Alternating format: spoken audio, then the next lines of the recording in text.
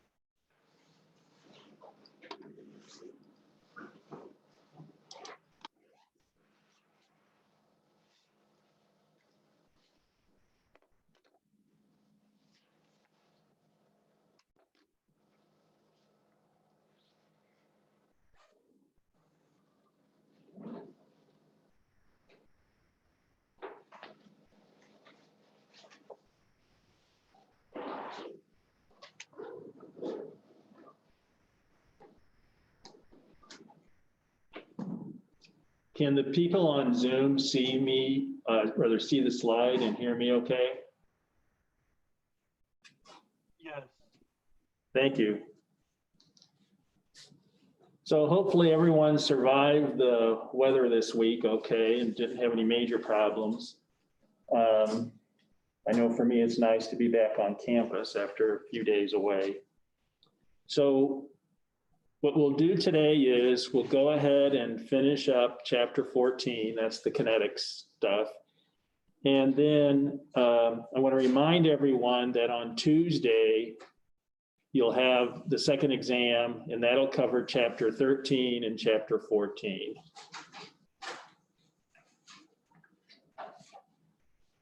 So once again, Tuesday, the test will be given through Canvas, so no need to come into class, and just log on during the class time and take the exam covering chapters 13 and 14.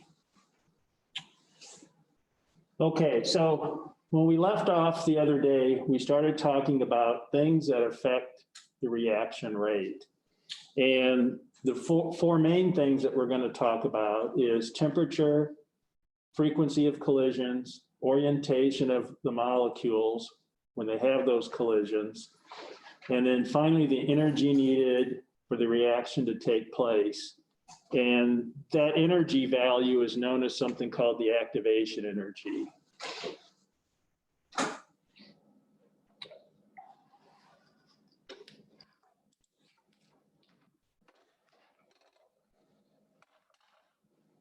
So in general, as the temperature increases, the rate increases. And so that's a pretty common thing to do in reactions, is to kind of increase the temperature to make things go a little quicker. In general, as a rule of thumb, the rate constant typically just about doubles with every 10 degree Celsius increase in temperature. Now, I just want to point out that that doesn't mean you can just keep increasing the temperature and increasing it, and that's just the only trick you do to make reactions go faster. There's some practical limitations when it comes to increasing temperatures. Maybe you go above the boiling point of something. Maybe you start to degrade one of the reactants, things like that. And sometimes there's safety concerns about taking temperatures up too high. So while you can increase that rate, sometimes there's other reasons why you can't do that. So in order for a reaction to occur, you have to have the molecules involved in the reaction contact each other. And so we think of that as they collide. And so since they must collide, to increase that reaction rate, really what you're doing is you're doing things that increase the odds of the molecules colliding, increase the odds of the molecules running into each other. And that's one reason why the temperature increases things, because we think of when we increase the temperature, we kind of speed things up, things are moving faster, and then you get more collisions. The other thing to remember is in a chemical reaction, you have to break some bonds, okay, because you have the reactants and you're going to be changing those molecules. So you've got to break bonds in those reactions. And so energy has to go into that to break those bonds. And then new bonds have to form. So they have to make contact with each other, and that contact has to be in the right place as well. And so that's where we talk about orientation of the molecules. So you can have molecules collide and nothing happens. But if you have the right alignment, then you can get the bonds that you want broken, and you can get the other ones that you're trying to form in the right spots. And so what we see down here in the figures at the bottom of the slide is we see two molecules before the collision. They collide. Then after the collision, we have the two new molecules that are formed. So in the first example, they collide at the right spot. We have the energy transfers taking place, and we get two new molecules. In the bottom example, we see once again molecules colliding, but it doesn't collide at the right spot, and so nothing happens. And so you think about it, you want to increase the number of collisions, and you also want to have it so that the orientation is correct. And really, if you think about it, the more opportunities you have to have that right orientation, the greater likelihood it's going to happen.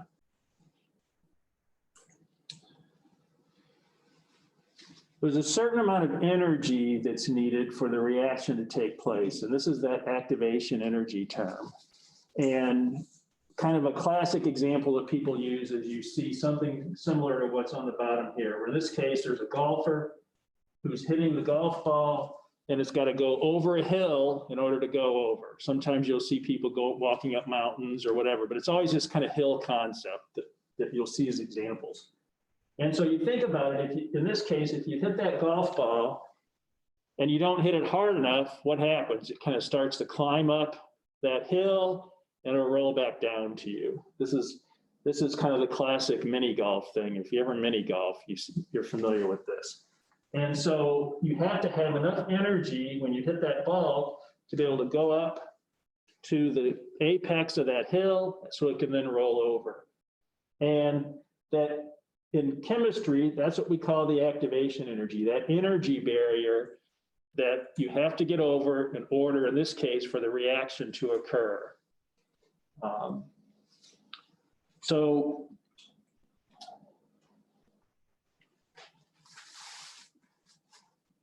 what you're trying to do is get the atoms set up so that you can achieve that activation energy.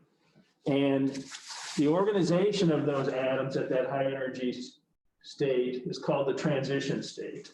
Sometimes it's called an activated complex too.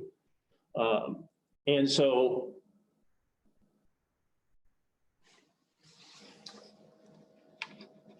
hold on a second here. So once again, the energy needed to get to that state, to get to that activated complex or that transition state, that's that activation energy. And that's the minimum energy that you need to have the reaction occur.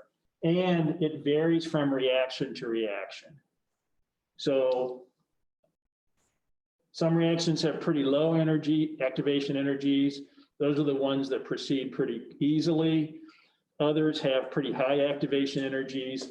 And the ones that have high activation energies, that's where people spend a lot of time figuring out what can we do to reduce that energy barrier.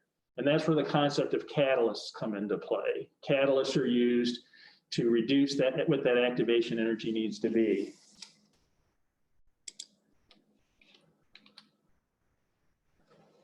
So here's just kind of a graphical view of it. Is you start out with your molecule at some potential energy value. It starts gaining energy. As it gains energy, you start to get the bonds that you're interested in breaking or reacting, and they'll start to kind of bend a little bit, get stressed is the way I think of it. And then as enough energy is put into the molecule, then you reach that activation energy and you get a complex, this activated complex forming. And then once that forms, then it's free to react, okay? And then you'll get whatever your product is going to be. Reactions are either endothermic or exothermic. So in other words, do you have to put energy into it, or does it give energy off when it occurs? And these energy diagrams allow you to see that visually if it's endo or exothermic.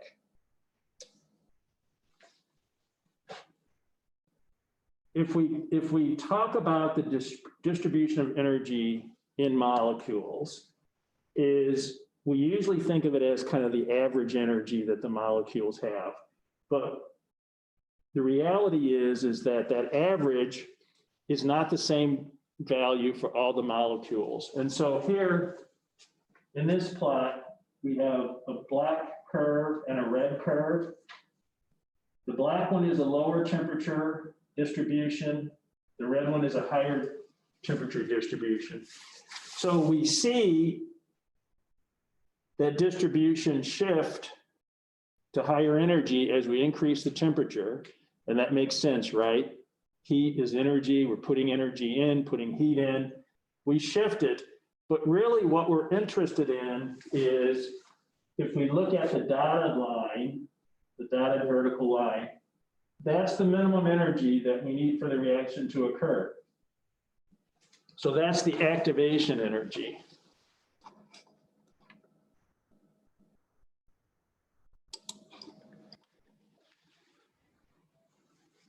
So what we want to do is we want to push as many molecules as possible above that activation energy, because if they get to that activation energy, then they're going to react. And that's really what you're doing when you increase that temperature is, yeah, you're shifting the kind of the max of it over, but really you're pushing more molecules above that. If you put a lot of energy in, then maybe you can shift even more and more over, but what you're trying to do is increase that fraction of molecules that would have the right activation energy. And if you recall from last semester, we calculated something called a yield, a reaction yield. So this would be an example of that. These two reactions we see here, we see that very little, even for the red one, very little of the total is above that activation energy. So if I looked at that reaction, I would say, okay, increasing the temperature, increase the number of molecules that are going to react, but I still probably have a pretty poor yield here. So I think I got to do something different here. Either put more thermal energy in or look for a catalyst or something. Because sometimes you get everything reacting, but normally you don't.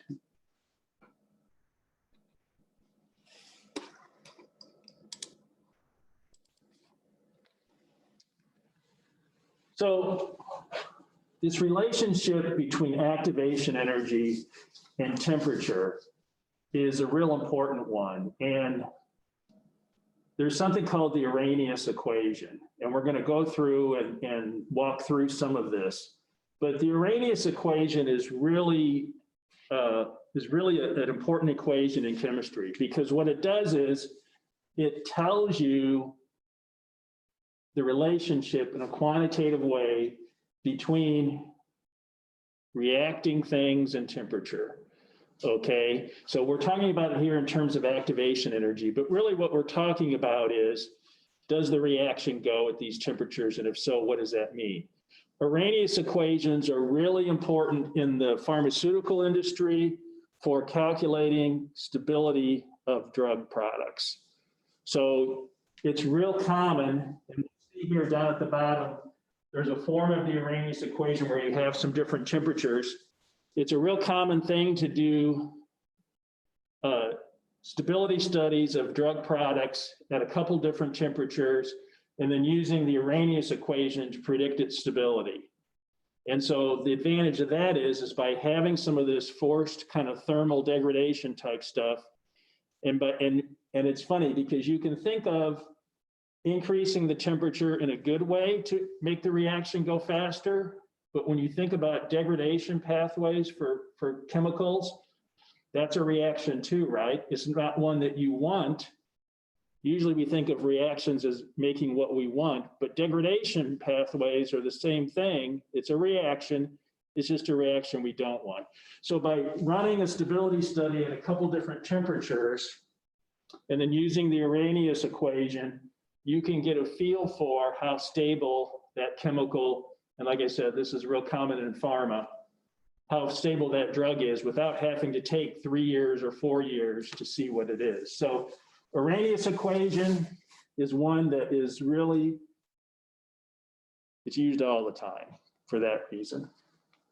Okay, so what Arrhenius did is, he's the one who figured out this relationship that we see up here between activation energy and temperature. So we have activation energy, the EA, we have temperature, we have a rate constant. This A is a constant as well, and then E is that natural log, e to the whatever type thing. So that's the base relationship. You can reorganize that, and remember we've talked about this when we're looking at the orders of reactions. We like to reorder these equations if we can in a way that allows us to plot it linearly. And so you can do that with the Arrhenius equation here, and you can get natural log of K equals minus EA over RT. R is the gas constant again, T is temperature in Kelvin, and then natural log of A. A is that constant. We're not going to worry about A because, as I said before, this is typically used when you're looking at comparing temperatures. When you do that and take this and do some manipulations to it to have the two temperatures in it, the A term drops out. We're not going to worry about the details of how that happens. We just want to focus on this equation at the bottom. This is the one that we're going to be using. And this is the one that you'll see in your homework you do some stuff with, and you should be comfortable doing some calculations using this equation at the bottom. So we have a natural log of K1 and K2. So K1 and K2 are rate constants at those respective temperatures, temperature 1 and temperature 2. We have the activation energy divided by the gas constant. That's the same gas constant we've been using, and then that times 1 over T2 and 1 over T1. So like I said, that's a formula used all the time in stability studies. So it's used to predict what's going to happen when you're trying to react something and you want to see how that reaction is going. It's also used to understand reactions that are occurring and you want to prevent them from occurring. So it's, like I said, it's kind of a neat thing. It's a really, really good formula. I guarantee you that will be on the exam. Okay, so we said we wanted to rearrange formulas so that if we did a plot, we could get a linear plot. And one thing we like about linear plots is this, we can get the slope, and that slope is a way to do it, to see what certain values are. So if we go back here, before we added the two temperatures, we saw that natural log of K equals minus EA over RT plus the natural log of A. So this is that Y equals MX plus B type of situation. So what we see is that if we plot natural log of K on the Y-axis and 1 over T on the X-axis, then EA over R will be our slope. And that's what this plot is showing us here. Natural log of K, natural log of that rate constant on the Y-axis, 1 over T, and we see it's in Kelvin, the temperature. On the X-axis, we get a nice straight line plot, and the slope is minus EA over R. We know what R is, that's the gas constant. So we can easily find out what our activation energy is from that slope. So similar to that first order, second order plots that we did, by arranging our mathematical expression in a certain way, it allows us to do a plot and have an easy way, in this case, to find out activation energy. So that's a common theme you'll see, especially in this chapter, of rearranging these formulas in a way that allow us to get a linear plot. Any questions about any of that stuff? Okay. So when we talk about kinetics, we say that's what happens, and then we say that's the rate law and all that fun stuff. But really, that rate law is kind of the summation a lot of times of a bunch of things that are occurring. So most reactions don't just go A plus B equals C plus D type thing. There's usually intermediate steps in there that don't show up in that final balanced equation. And those steps are what we call the reaction mechanism, okay? And so when you get into organic chemistry, you'll see a lot of this where there's this happens and this happens, blah, blah, blah, and all this, and then you get to the final product. And so we're not going to go into that in big depth. That's outside the scope of this class, but we'll talk about it a little bit here, just so you get a flavor for what we're talking about when someone says these stepwise reactions that are occurring before you get to that final.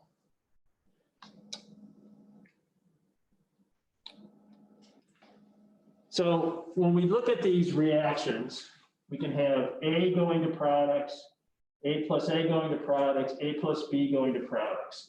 So the first one, the A going to products, that's called a unimolecular reaction. Makes sense, one reactant, unimolecular. A plus A, we have two molecules, that's bimolecular. A plus B, we have two molecules, that's bimolecular as well. And we see the associated rate laws for these. Unimolecular is just K times the concentration of A. For that A plus A one, that bimolecular one, it's K times A squared.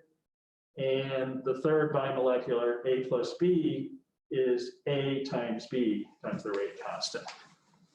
The next three are termolecular. So in other words, we have three. And they could be three of the same thing.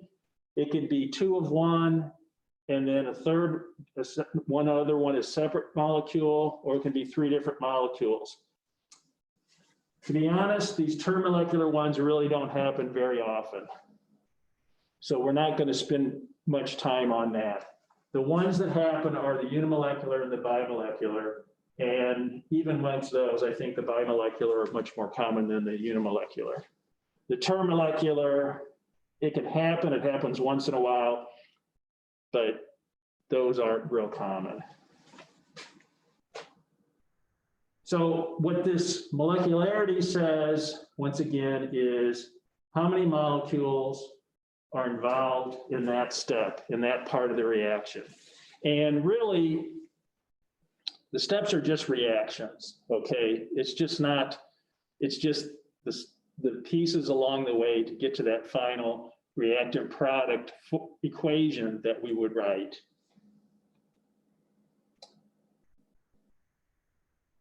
Okay, as I said, those term molecular, we're not going to spend a lot of time on that because if you think about it, let's just go back here a second.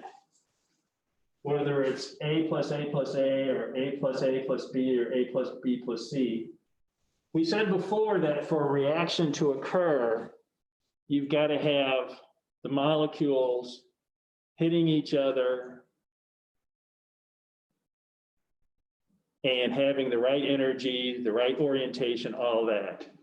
It's just a lot, from just a purely statistical point of view, it's a lot less likely when you got to have three things line up that way. That's one of the big reasons for that. If they do occur, they're usually the slowest reaction in the mechanism because you got to have all this stuff line up perfectly.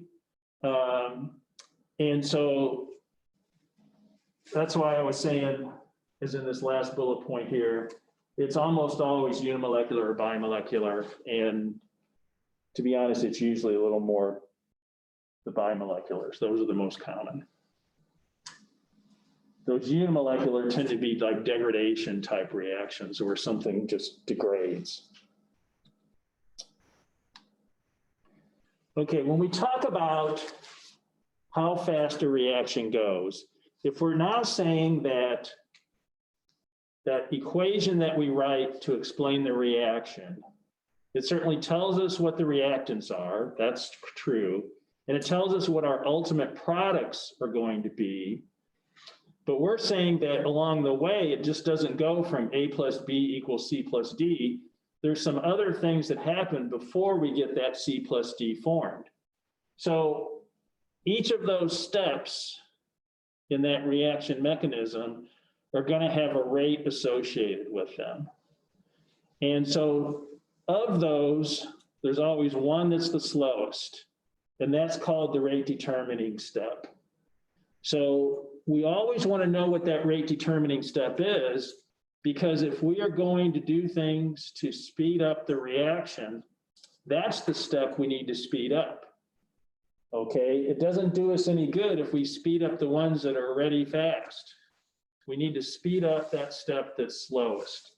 And so if you're then going to do something with respect to temperature or a catalyst or some other approach, then you're going to be targeting that step in the reaction that's the slowest step.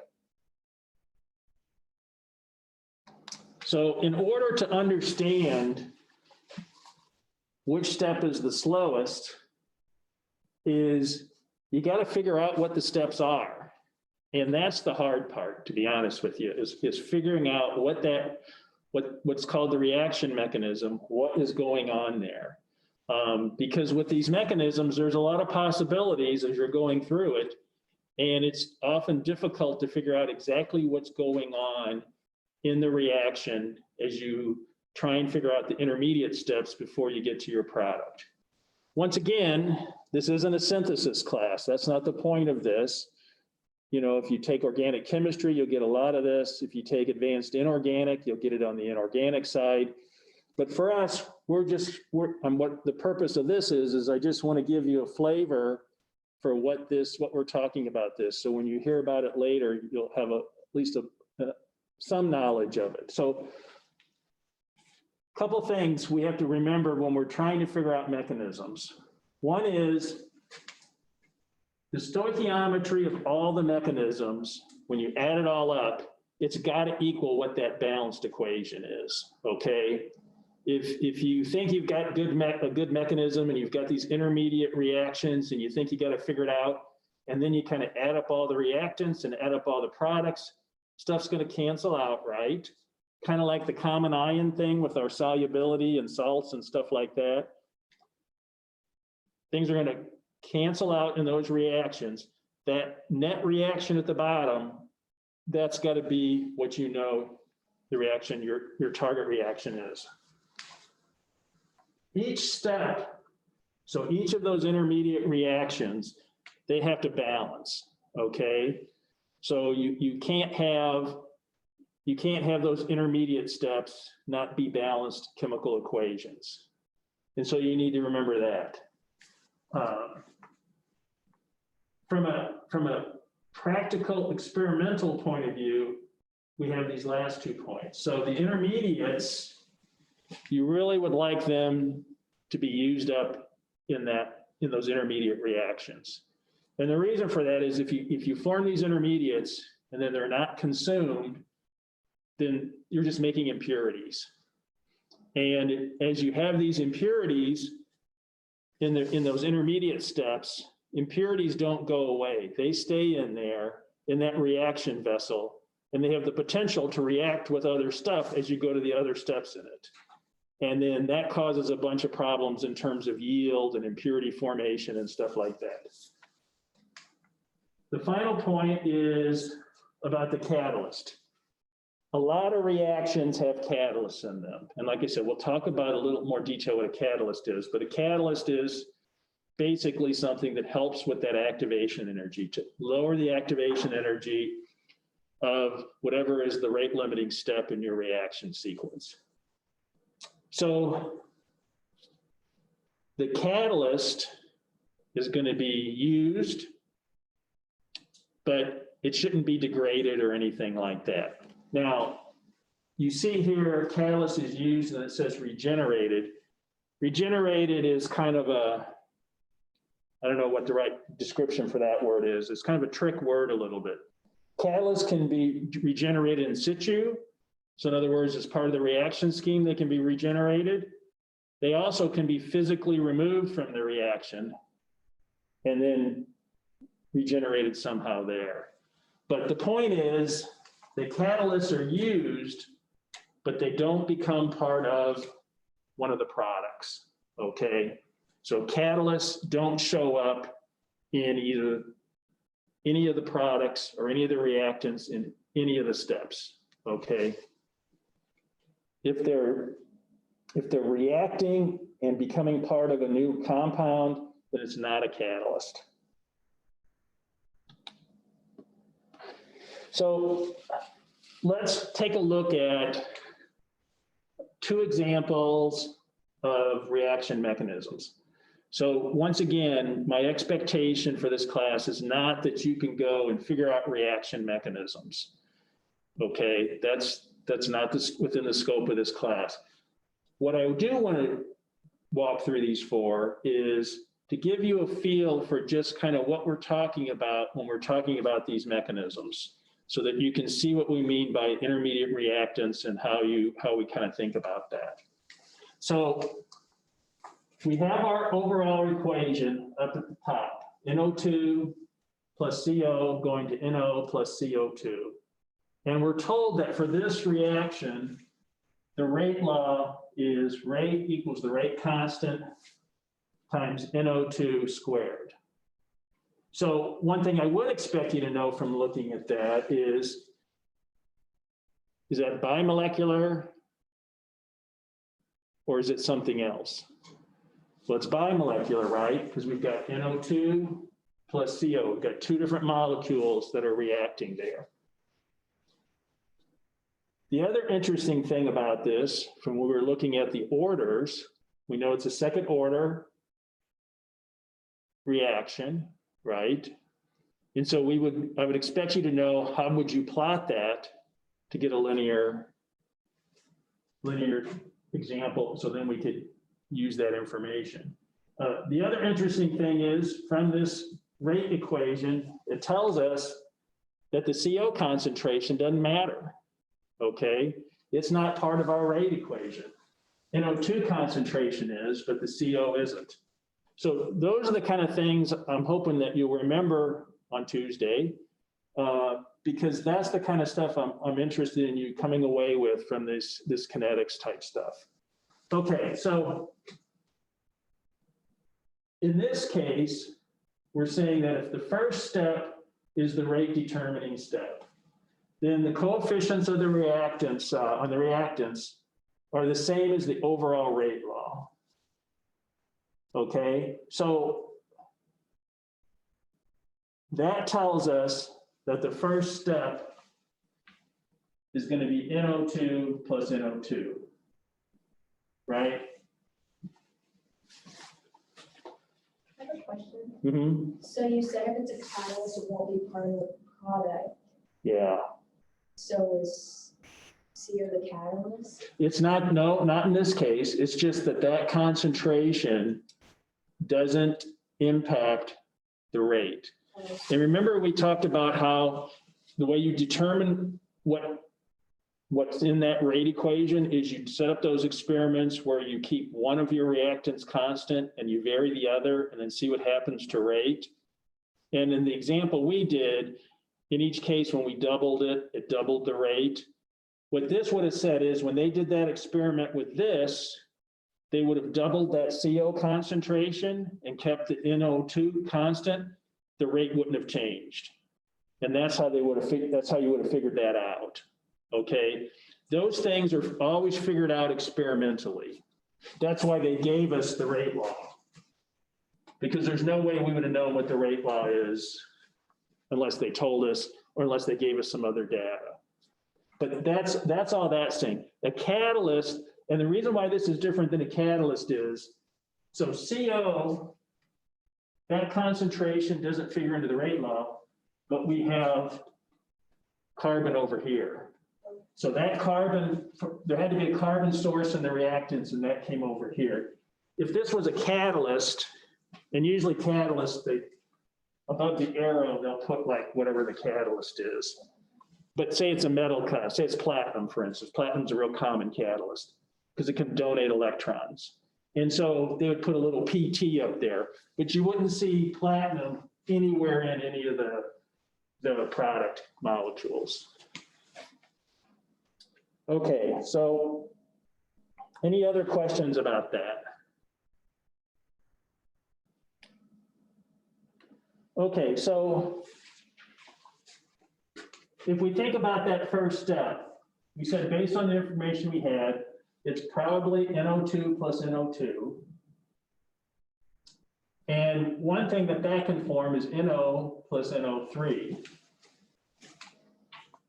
We go back to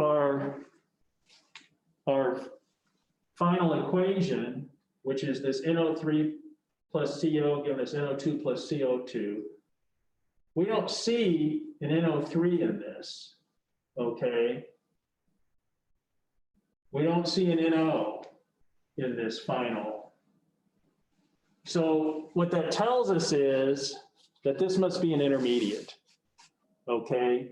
What this is doing is it's giving our NO3 in the product side, so now we'll have that as a reactant, but NO isn't here at all.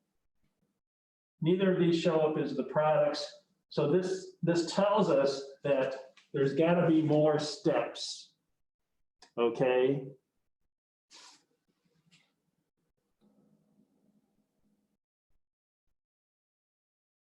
If we add up, so we go back here and this balances, right? We've got 2 nitrogens, 4 oxygens on each side. So this is a good intermediate step. This balances. If we go back and go back to here, we see that we want to get to NO plus CO2. So the next step will then be NO3 plus CO going to NO2, CO2.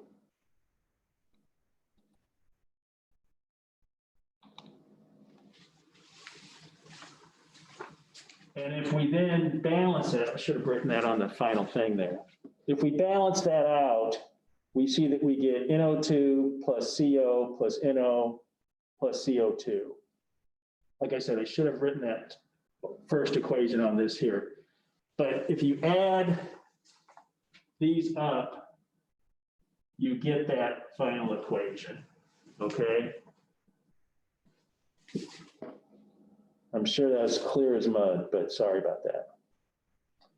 So since each of the individual steps balanced, we add those two individual steps up. We had 2 steps in this reaction, and then we get that final reaction.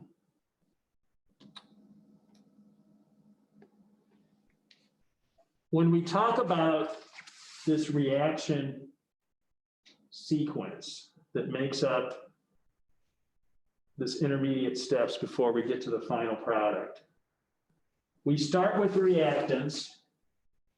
We see we have to get enough energy into it to get to the transition state. So that's our activation energy we have to overcome.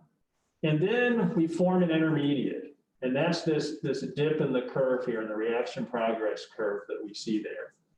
So going back to this example, NO, for instance, would have been an intermediate, because the NO2 plus NO2 formed an NO plus an NO3.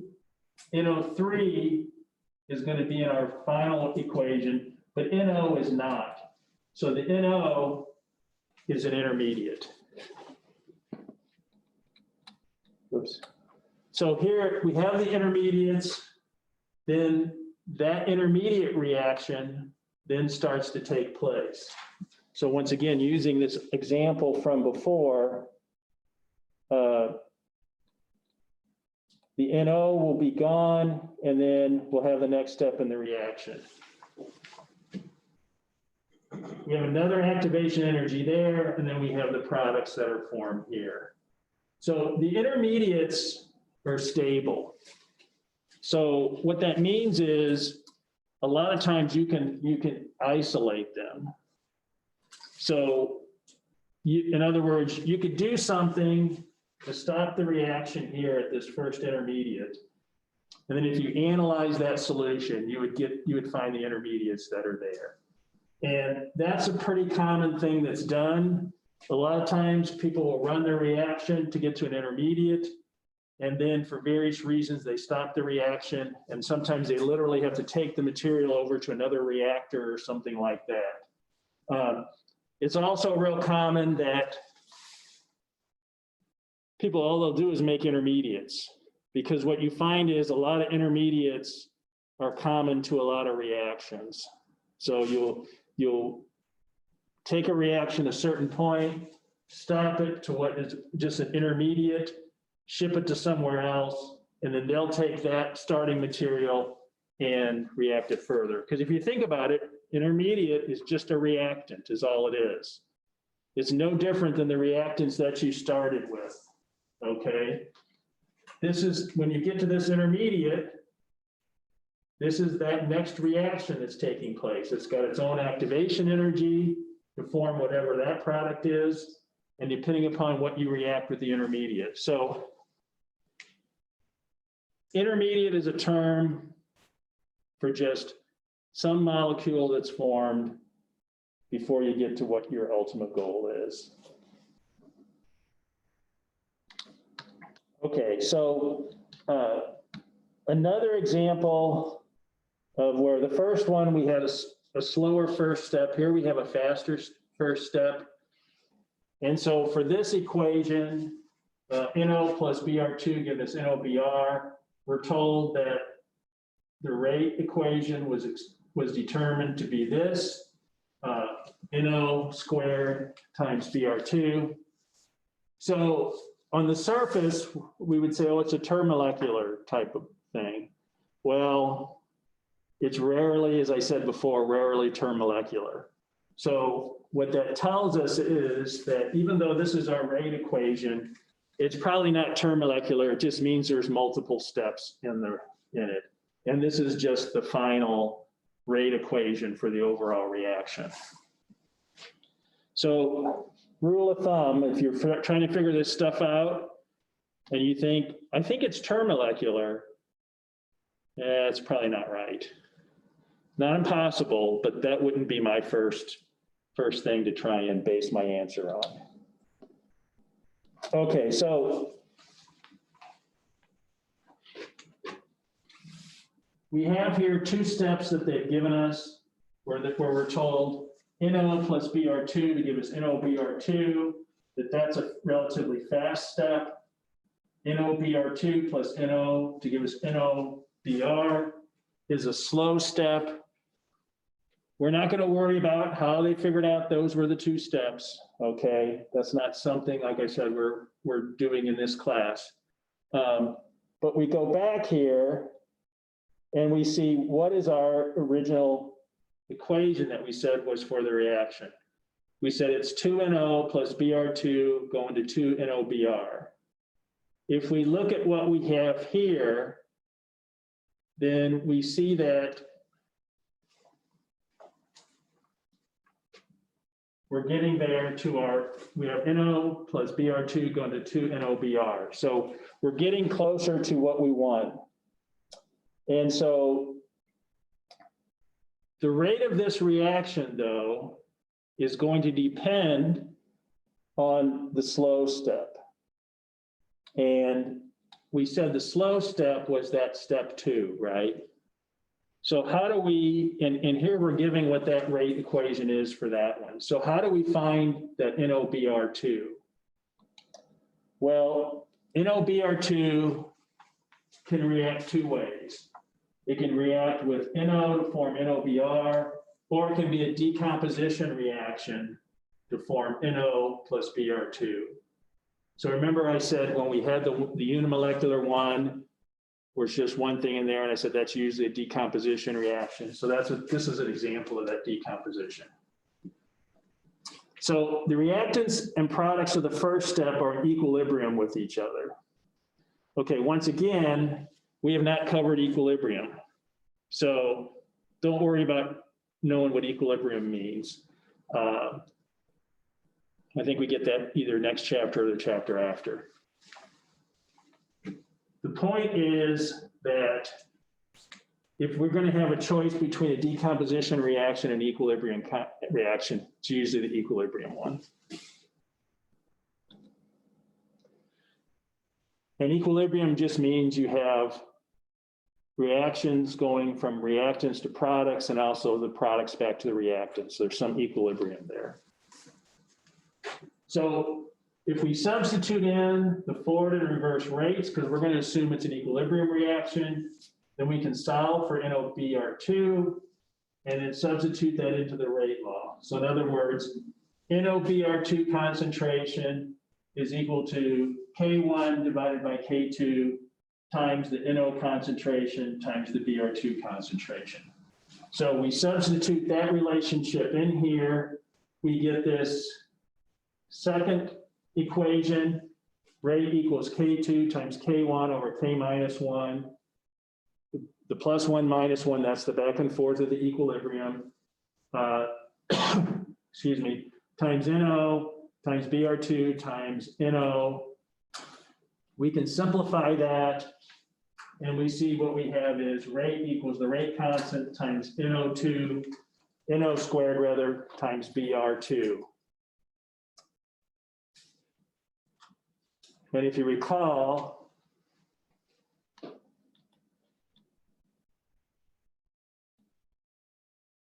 that's what we were told in the beginning, that was the rate law. It was K times NO squared times Br minus 2 concentration.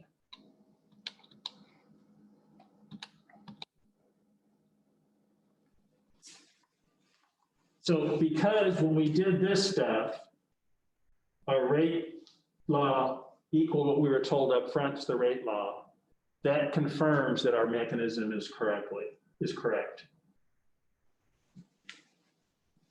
If the first step isn't the slowest, then you got to use equilibrium. And like I said, for those other reactions, if you have to pick between that decomposition reaction and the equilibrium reaction, it's usually a good bet to pick the equilibrium reaction. If that confused you, I apologize. but also if it confused you, I wouldn't lose a lot of sleep over it. There's some basic ideas there I want you to come away with, and those are these reactions rarely go as that reaction you see written. There's almost always intermediate steps in there. And there are some things you can do to try and figure out what those steps are, but for the purpose of Gen Chem 2, that's not the purpose of this course. That's the purpose of other courses. So for now, understand that there are some of those steps in between and that some of them are faster than others. The slow one, or whichever step is the slowest in there, is the one you worry about, because that's really going to control how fast the reaction goes. That's the rate limiting type of step in that process. And so it doesn't matter how fast it's kind of similar to last semester we talked about limiting reagents. It's a very similar concept. If you think of limiting reagents, it didn't matter how much you had in terms of concentrations of things. If you had one that ran out, that was the end. With this, it's a similar idea of it doesn't matter how fast you make those other steps.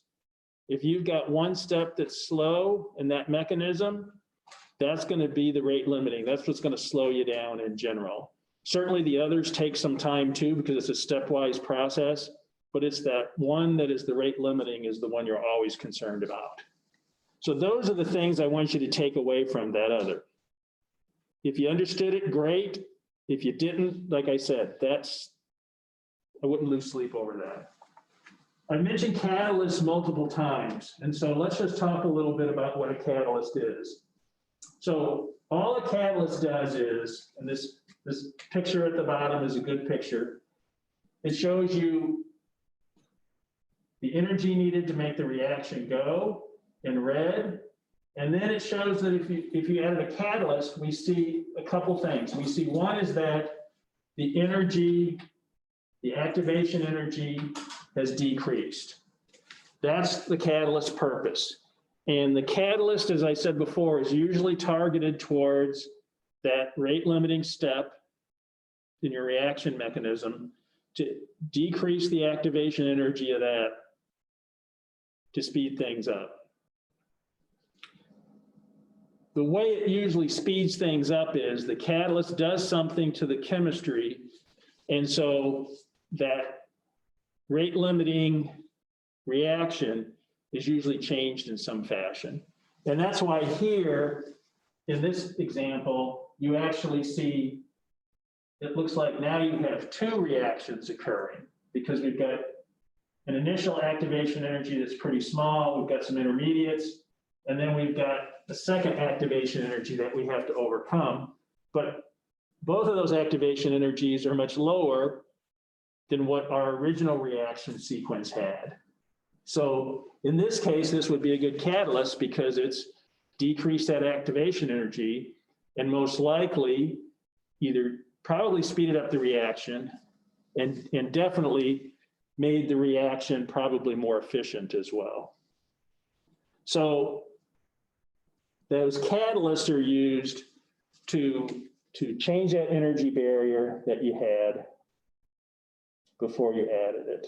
And like I said, the other key thing to remember about catalysts is they don't show up in the reaction that you write. It's not going to be anywhere in those products that are formed. Okay, there's three main types of catalysts. There's homogeneous catalysts, heterogeneous catalysts, and then enzymes. And so homogeneous and heterogeneous catalysts are just what you hear. Homogeneous means it's the same, it's a homogeneous, so it's the same as whatever your solution, whatever your matrix is. If your matrix is a solution, then the catalysts are going to be soluble in that solution. Heterogeneous is just that, it's not soluble in whatever it is. So you have a reaction vessel and you put, if you have a heterogeneous catalyst, that catalyst does not dissolve in the solvent. And even after the reaction is gone, it's still floating in there. Those heterogeneous catalysts, you filter them out and you can isolate them and reuse them. That's the idea of that. And that's one reason why people like heterogeneous catalysts is it's easy to remove them from a reaction mixture. You just filter it. And then enzymes are another type of catalyst. And now that's more when you're talking, for the most part, when you're talking biology. And we'll have a couple examples at the end of this chapter. But enzymes are more focused in the bio world. But in essence, they are a catalyst. So as I said, homogeneous catalysts, the reactants and the catalyst are in the same phase. So the catalyst is dissolved in the solvent and then it does its catalytic work. Heterogeneous catalysts. In this one, they're talking about a gas phase reaction. So you have gas flowing over, you're having gas flowing over, in this case, it looks like some type of metal surface. So it's a gas phase and a solid phase. I guarantee you, every one of you, well, I shouldn't say every one of you, most of you probably used one of these today already. This is how your catalytic converter works in your car. The gases go over it. These catalytic converters have metal catalysts in them. A lot of times they're palladium. That's actually been in the news lately where people have been stealing catalytic converters off of cars because palladium is super expensive, okay? And so it's much more expensive than gold, for instance. And so people have figured this out, and those catalytic converters a lot of times have palladium in them. So people have been stealing them and sell them for the metals. Please don't do that. This is not an encouragement of that. But that's an example of a heterogeneous catalyst where you have a gas phase and then that solid metal phase. This is also used in, the metal catalysts are also used in a lot of liquid reactions. So the catalyst will go into the solvent. And as I said, you can just filter it off when you're done with your reaction and reuse the catalyst. One thing that is a good point on this slide is it says that absorption of the reactants is often the rate determining step. And that's true. So those molecules have to interact with the catalyst. So they have to, like I said, a lot of times it's an electron transfer type reaction, but they've got to interact with that catalyst because often these are metal catalysts. And so you have to have that physical contact, just as we talked about, the molecules got to run into each other to react. It's the same with this. And so with these types of catalysts, when they're in solution, they tend to be really fine powders. And the reason they're really fine powders is you want a lot of surface area. And you think about it, if you just had one big chunk sitting in there, there wouldn't be it might be a lot of material, but it wouldn't be a lot of surface area. Okay, enzymes, those are the catalysts of the biology world. And so if you think of enzymes, those are pretty big molecules usually. And so they have a region where the reactants can attach. And that's called the active site. And then the reactants are referred to as the substrate. So the enzyme itself, pretty big molecule usually. The active site where the reactants can attach, okay? And then those reactants are called the substrates. So you hear that term substrate quite a bit in the bio world. And when we talk about this with the enzymes and the substrate, and this has been described this way forever, it's this lock and key model. So if on the left here, you have your enzyme, and we see kind of like a craggedy looking diagram there. And then the substrate has to have the right, I'll say, geometry to fit into that enzyme. And so if you don't have the right geometry, then you can't get that enzyme substrate complex. And so that's always the target. So like with with all these kind of things, people are always trying to design it so that you have the right orientation, the right fitting of the two together. And then if it fits in, then you can have whatever reaction is going to take place between that enzyme substrate complex, and then it results in whatever those products are going to be. So enzymes in biology are really smart. It's amazing how targeted those things can be. And so this concept of using enzymes to do these reactions based on having that right fit, that's done a lot. And it's really very clever. And because the enzymes are pretty big molecules, you know, you get a lot of customization is what I think of it in nature. Okay.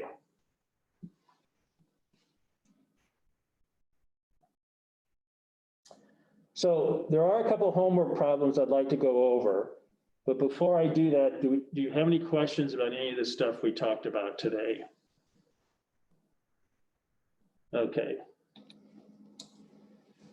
So the first one I'd like to do is 1461. So in this one, we're told we have a first order reaction and we're given the rate constant at 20 degrees. And we want to find the rate constant at 60 degrees. And then we're told what the activation energy is. So this should have us looking at that Arrhenius equation with the two temperature. Remember, that's the one I said I really want you to be comfortable with in terms of doing calculations. And so what we have in that is natural log of the two rate constants at the two temperatures equals the activation energy divided by the gas constant times 1 over T2 minus 1 over T1. And so if we look at the information we had, there's a couple things we need to do this problem. We need to change our temperatures into Kelvin, okay? So now we have 333 Kelvin for T2 and 293 for T1. We need to remember which rate constant goes with which temperature, because remember we said in our formula, it's the rate constant of temperature 1 divided by the rate constant of 2. We define temperature 1 as 293. So we put that rate constant in the numerator there. K2 is what we're solving for. Remember we said we wanted to solve for that 60 degrees C, so that's the 333 temperature. We had an activation energy here. It was given to us in kilojoules. Because of the units on our rate constant, we needed to make that kilojoules into joules. So that's why it's 75.5 times 10 to the third. And then 8.314, that's the rate constant that we've been using in past formulas. So one thing I would strongly encourage you to do is to take a problem, and you take this one in particular, and make sure you can solve for K2. Because one of the things you're going to have to do, there's two things I want to point out here. One is we're operating in a natural log over here. Okay, it's not that base 10 log like we normally use, it's the natural log. So that's that ln usually key on your calculator. What that means is eventually to solve for K2, you're going to have to use, at least on my calculator, it's e to the x key. So before you used that 10 to the x key to find the antilog, for natural logs to find the antilog, it's this e to the x key, okay? So that's the key you use to take anti-natural log. Your calculator may be a little different. You may have some other way they express it on that. That's fine. Just make sure that you know how to do it on your calculator, all right? Because this is a little different than before.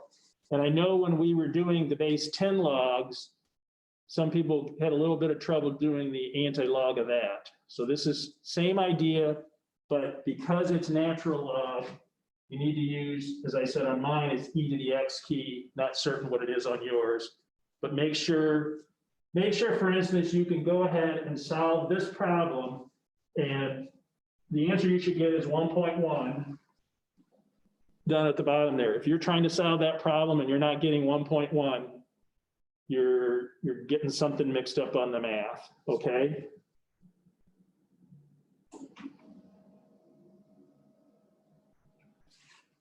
Is that an S to the -1? What is the?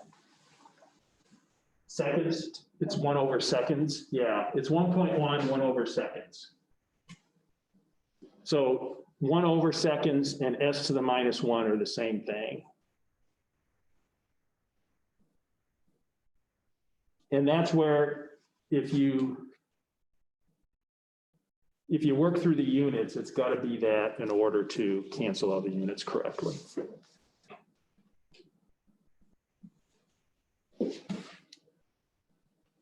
Okay, then in part B, it's a similar problem. Once again, it's a first order reaction. They give us the rate constant at 20 degrees C.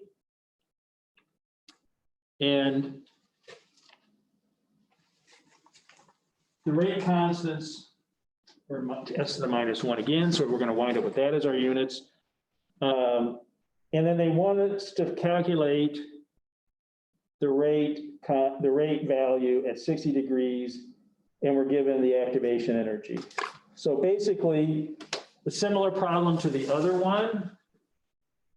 We're going to use this Arrhenius two-temperature equation again, that natural log of K1 over K2 equals activation energy over R times 1 over T2 minus 1 over T1. We go ahead and plug in the information that we were given. We were given this rate constant value here at 2.75. For the rate for that, we're given activation energy. We know the rate constant, 8.314 joules per mole per Kelvin. Remember, a lot of times these activation energies are given in kilojoules. So we had to convert this into joules. So it's 125 times 10 to the third joules. And that's because of the units on our gas constant. And then the temperatures both had to be expressed in Kelvin. Once again, that's because of this Kelvin value in our gas constant. So similar to before, you're going to have to find the antilog of things, and if you do that correctly, you get 13.1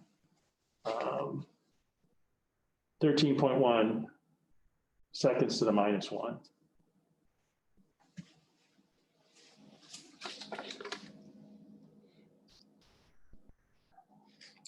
Okay, so then let's look at, okay, I think that's it for that. Yeah, that's it for that one. Let's look at 14.69.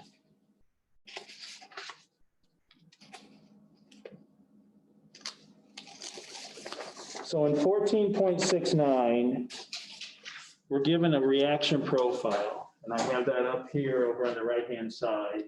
So we have reaction progress plotted against potential energy. And then we're asked some questions about this. So the first question is how many intermediates are formed? So the way we see the intermediates is we look at this reaction progress plot, and we see where B is, and we see where C is on the plot, and those kind of dips there. Because remember, that means we formed an intermediate. A would be our reactants. We're adding energy. We get to the peak there, so we've gotten to our activation energy. That reaction occurs and starts to occur, and then energy goes down because now we formed B. So that would be an intermediate formed there. The same process happens again. You start putting energy into B, it reacts, it gets to its activation energy, goes over that, and now it converts to C. So now we have intermediates there. So we have two spots there where intermediates are formed. That's spot B and spot C. Then it asks us how many transitions are there? Well, we just described one, A going to that intermediate B. Then we have another B intermediate going to C intermediate. But then we have a final transition from C going to whatever our final product is. And the other way we can tell we had three transitions is we had three kind of peaks in our plot. So we had three places where activation energy came into play. Which one took the most amount of time? Well, if you kind of eyeball this, it looks like this time from C to D, that's a little wider than D to C. You could kind of argue that one, I think. It's kind of close. I actually didn't get a ruler out. I just thought it looked like C to D was a little bit longer. But what you're looking at is to just see what would be the time for each of these steps to occur. In this one, there's not a big difference. This homework example would have been a little better if one of them would have been a little more stretched out and made it a little more obvious. But the point is that that's what you're looking at to see, is you're looking to see on this reaction progress, that's a time scale. What's the time to get from A to B, C to D, B to C, and whichever is the longest time, that would be the limiting one. Then finally, is delta E positive or negative? So what we would do is we would look at the relative energies at A and D, and we see that the energy is higher up at D. So that tells us that the delta E rather is positive. Okay. Any questions about this type of plot and the information you can get from it? Okay. All right, so that's all I have for today on the kinetics stuff. Are there any questions about anything we covered today or last lecture on the kinetics? Okay, so just to remind you again, on Tuesday, we'll have an exam covering chapter 13 and chapter 14 that'll get posted on Canvas during the class time. So log on during class time and go ahead and take the exam. All right, that's it for today then. Thank you.